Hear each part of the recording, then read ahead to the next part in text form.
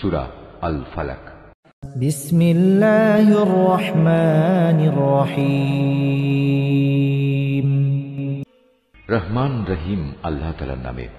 কুল আউযু বিরাব্বিল ফালাক মিন শাররি মা খালাক।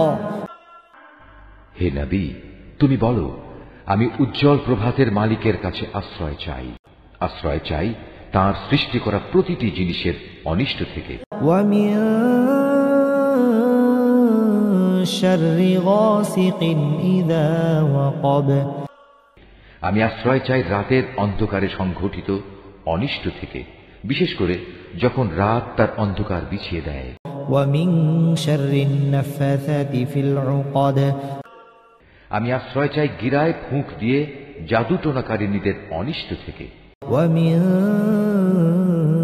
শাররি হাসিদিন ইযা হাসাদ। হিংসুক ব্যক্তির সব ধরনের হিংসার অনিষ্ট থেকেও আমি তোমার আশ্রয় চাই, হিংসুক ব্যক্তি থেকেও যখন সে তার হিংসায় জ্বলে ওঠে।